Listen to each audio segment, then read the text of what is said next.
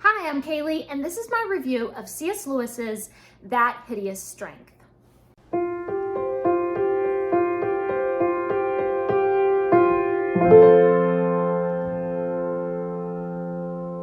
I've been rereading C.S. Lewis's Space Trilogy along with the musical bookworm, and it has been an amazing read along. And here we are at the end, and I have to review this thing.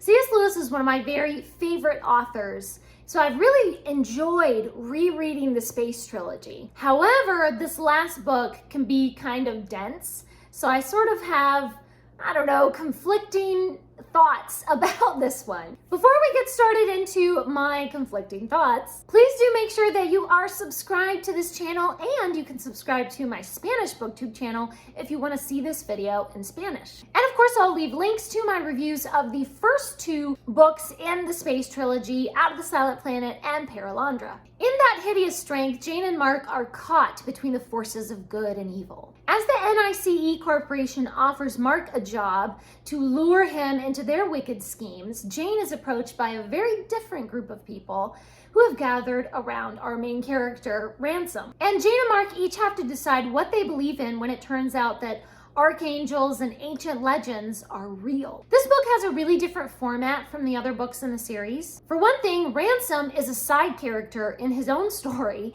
and Jane and Mark are the main characters. The trouble with Jane and Mark being the main characters is I don't really like either of them. They are so wishy-washy, and both their personalities are just really unattractive. I mean, I like a character that is flawed, but I feel like Lewis just made his characters too flawed to the point where I just don't like them.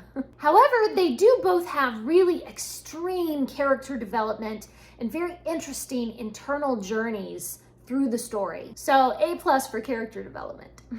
Of course, I really love the vivid writing style. Lewis is an absolute master, a genius with words. And he really brings out strong emotions in every scene. However, there were also a lot of gruesome details that were just upsetting to read about. I was like, I didn't need that. No. And the philosophical ramblings and the religious explorations just go on for entire chapters, and they slow down the story. There's also some seriously questionable theology in there that I'm not sure if Lewis really believed that, or if that was just kind of imaginative license for the story, or what was going on with some of that stuff. One of the things that I found really exciting and attractive in the first two books was the world building of the alien planets. But because this book is set entirely on Earth, all that world building is missing in this book. However, we do get a lot of the mystical history of King Arthur and Merlin, and I enjoyed all the references to the old legends of Avalon, and I loved how those ancient Earth legends were incorporated into the story. So I guess instead of the world building, we kind of had more of this ancient history coming into the modern times. So there was still some really cool world building. Overall, I just don't think that this is Lewis's best work. It's fine. I mean, it's good, but it's not as enjoyable as the rest of the Space Trilogy. I just think Lewis was trying too hard to make a point to the detriment of actual storytelling. I can see where many things about this book are absolute genius. Like, wow, that one scene, that character, that writing, it is genius. But I just don't personally find it that enjoyable to read. I did end up giving it 4 stars. I certainly enjoyed rereading it much more this second time because I felt like I just understood where the story was going a lot better. Overall, the trilogy as a whole gets 4 stars from me. My favorite book is the first book, Out of the Silent Planet. Probably my second favorite is Perelandra, and then my third not so much favorite would be this one.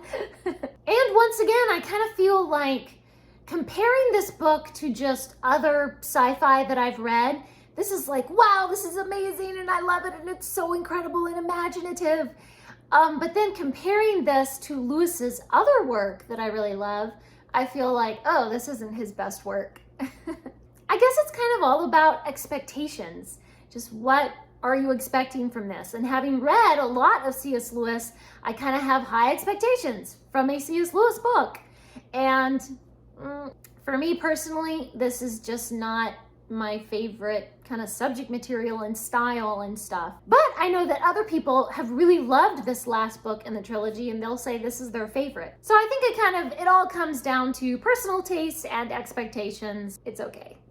I can like what I like, and you can like what you like, and we're all good. Please leave me a comment down below and let me know, have you read the Space Trilogy, and which one out of the trilogy is your favorite book? Thanks for watching. Please subscribe, and remember, the right book in the right hands at the right time can change the world.